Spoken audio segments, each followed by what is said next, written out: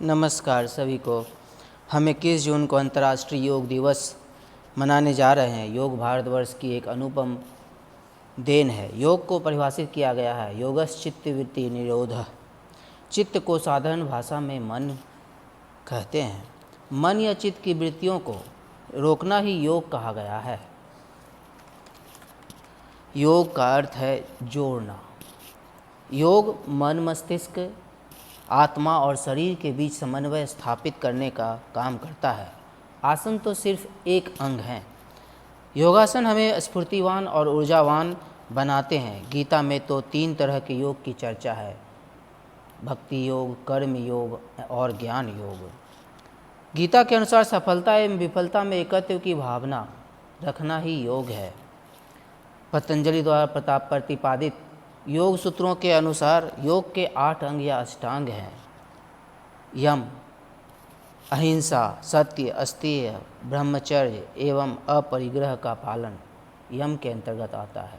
नियम, शौच यानी प्यूरिटी, संतोष, तापस, ब्रह्मचर्य एवं शौच, संतोष, तापस, स्वाध्याय, ईश्वर प्रणिधान, ये सब नियम के अंतर्गत आते हैं। आसन, आसन के बारे में तो हम सभी बहुत हद तक परिचित हैं। तरह तरह की योगासनों की चर्चा जो कॉमन योगा प्रोटोकॉल में भी हमें देखने को मिलती है। उसके बाद है प्राणायाम। यह भी हम लोग ज़्यादातर लोग परिचित हैं और करते रहते हैं। प्रत्याहार, बाहरी वस्तुओं से इंद्रियों को हटाने को हम प्रत्याहार कहते हैं।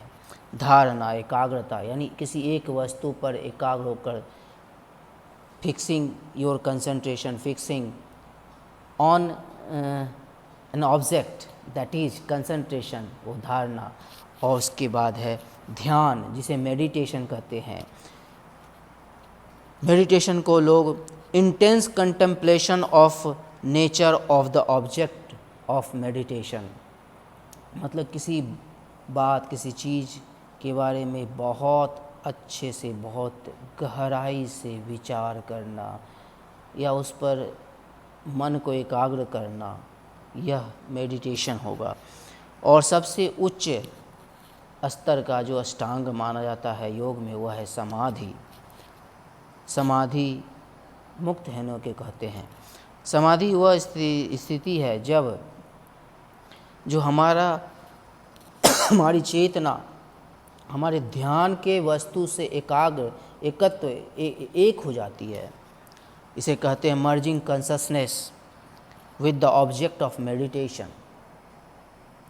इसलिए अतः सबसे अनुरोध है कि योग को समग्रता में समझें और समझकर सही रूप में अपनाएं और उनसे लाभान्वित हों। सबका बहुत बहुत धन्यवाद।